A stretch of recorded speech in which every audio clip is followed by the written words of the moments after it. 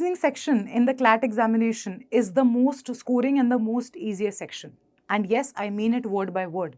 And that is why I feel कि आपको इस section को solve करने के लिए सबसे कम time लेना चाहिए, so that you can take out the time, more and more time to solve the other sections, right?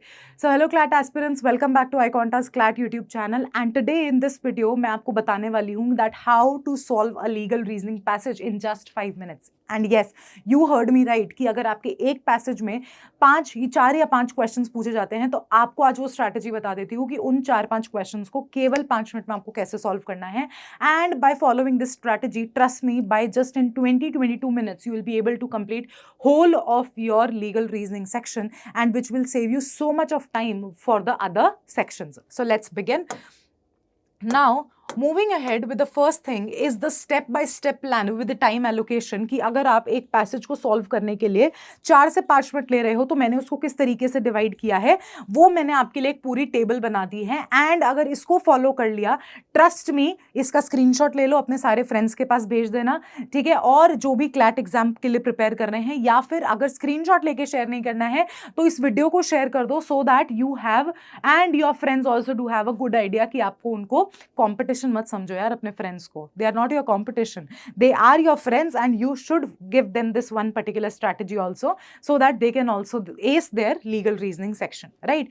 So the first minute, the 1 minute time you will give to understand the principle.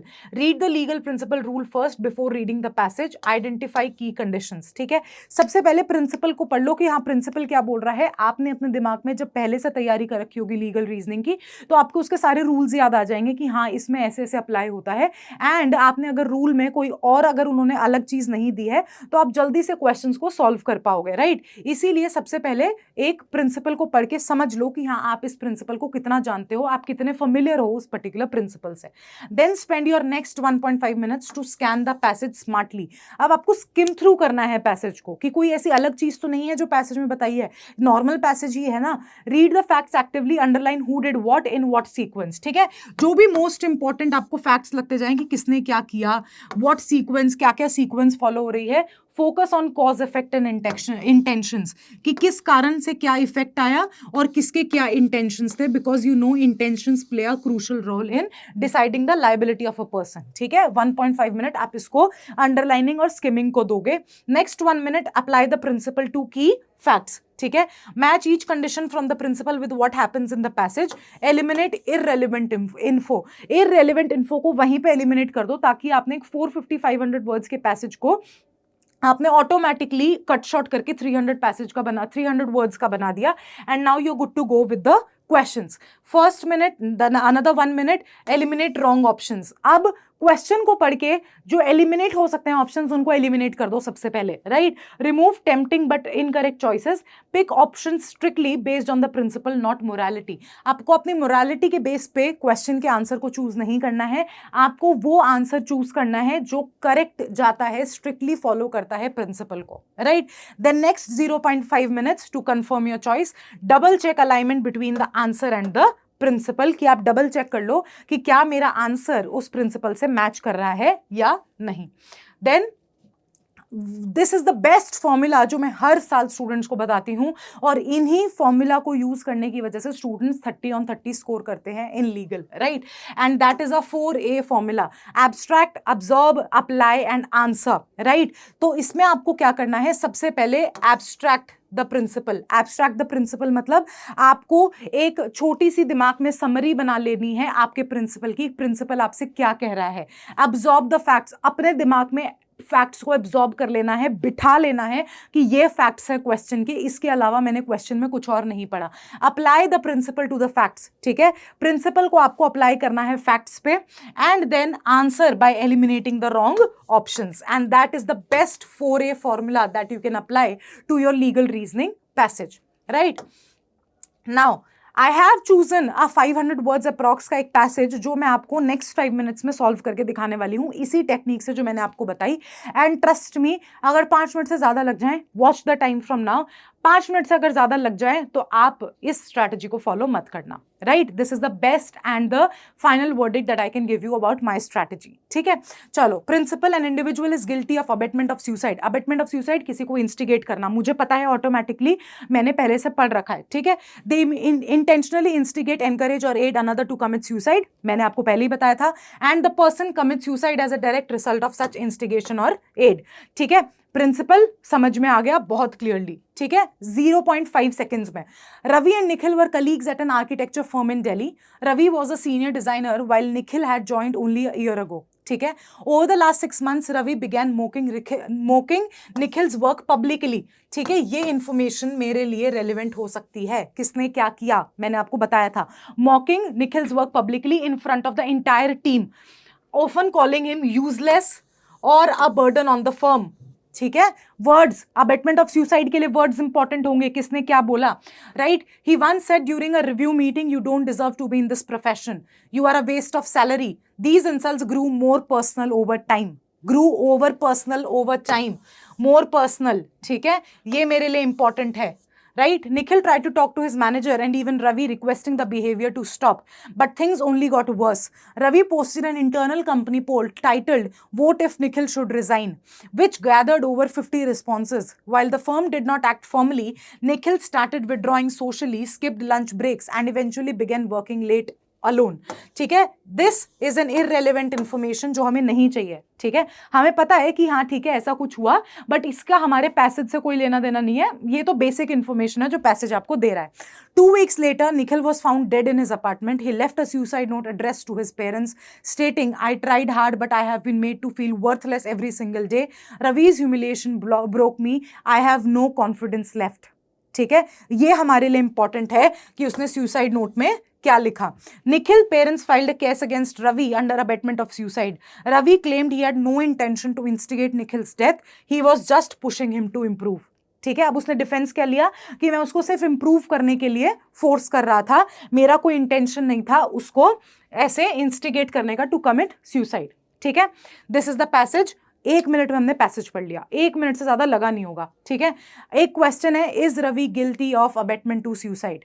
ठीक है? 4 options. No because he had no intention for Nikhil to take such an extreme step. Yes because his repeated public humiliation led to commit suicide. ये हो सकता है, ये हो सकता है। No because suicide is a personal decision and Ravi did not explicitly tell him to die. Proper elimination यार, ये कोई ऑप्शन थोड़ी हो सकता है। Yes because the suicide note proves Ravi wanted Nikhil to die. ठीक है? ये भी हो सकता है। चलो सुसाइड नोट पे अगर हम ध्यान दें तो ठीक है। अब इस क्वेश्चन पे पूरा स्टेप बाय स्टेप एप्लीकेशन करते हैं स्ट्रैटेजी का जो मैंने आपको बताया। अबेटमेंट प्रिंसिपल हमें समझ में आ गया, फैक्ट्स हमने एब्जॉर्ब कर लिए कि पब्लिकली रिपीटेडली, देखो वही वर्ड्स हैं जो मैंने मार्क किए थे, एग्जैक्ट वही वर्ड्स उस स्ट्रैटेजी में फॉलो हो रहे हैं। Publicly repeatedly, hostile environment, left a note, no direct words like kill yourself but persistent humiliating treatment is evident. Principle को अप्लाई करना है। डिड रवि एक्शंस एनकरेज और instigate? Yes of course. Did he intended? This is tricky but repeated targeted behaviour over time many amount to constructive intent. मैंने एक और word mark किया था, ग्रू over time. ठीक है? तो इसमें वही मैंने आपको बताया, वही सारे वर्ड्स मैंने मार्क किए हैं जो आपके लिए इंपॉर्टेंट हैं, और ये एक प्रैक्टिस के साथ आता है ये फिनोमेना। मैंने ये पैसेज पहले से नहीं पढ़ा हुआ था, trust me on this. I didn't read this passage before making this video, right? मेरे लिए किसी ने ये बनाया और मैंने आपके सामने अभी ये सॉल्व किया है, और ये चीज प्रैक्टिस के साथ आएगी जब आप इस फॉर्मूला को अप्लाई करना शुरू कर दोगे। Was there a direct link? Suicide note shows it clearly. ठीक है? सुसाइड नोट भी मैंने कहा था आपके लिए इंपॉर्टेंट इंफॉर्मेशन है। ठीक है? अब answer options, ignoring constructive intent and emotional impact, जो आपका ऑप्शन ए है। Meet both parts of the principle, option B. yes because his repeated public humiliation led Nikhil to commit suicide. Third में मैंने आपको बताया था elimination, ignores emotional coercion and proof of causation. And fourth option is incorrect because suicide note doesn't prove Ravi wanted him to die, just that he caused it. ठीक है? 5 minute नहीं लगे होंगे इस पैसेज को हमें सॉल्व करने में, पूरा पैसेज समझ में आ गया।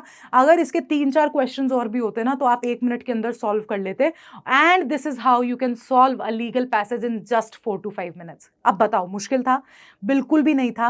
एंड दैट इज वाई अब iConta लेके आ रहा है आपके लिए सीरीज जहां एक पैसेज आपको डेली सॉल्व करवाएंगे मैं या आयुष सर, जिसमें आप लीगल पैसेज को हमारे साथ सॉल्व करोगे, so that you have a good idea कि आपको एक पैसेज को कैसे सॉल्व करना है। और आपके क्लैट दिनों तक आपके पास इतने सारे पैसेज हो जाएंगे, आपने इतने पैसेजेस की प्रैक्टिस कर ली होगी कि आपको आगे जाके पैसेज में प्रॉब्लम आने ही नहीं वाली है। और वो सीरीज सॉल्व कहाँ कराएंगे? व्हाट्सएप ग्रुप्स पे भी आपको वो पीडीएफ मिलेगी, और हमारे iConta के क्लैट यूट्यूब चैनल पे भी वो डेली वीडियो पब्लिश होगी जिसमें आपको लीगल पैसेज हम सॉल्व करवाएंगे here on the exclusive CLAT YouTube channel of iConta।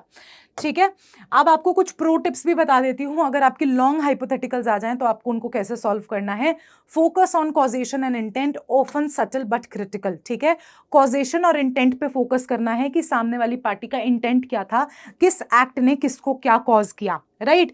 Ignore emotional elements unless tie directly to the principle. Emotional, जैसे कि वो जो पैराग्राफ था, देखा आपने, यहां पर फिर से वही चीज हुई।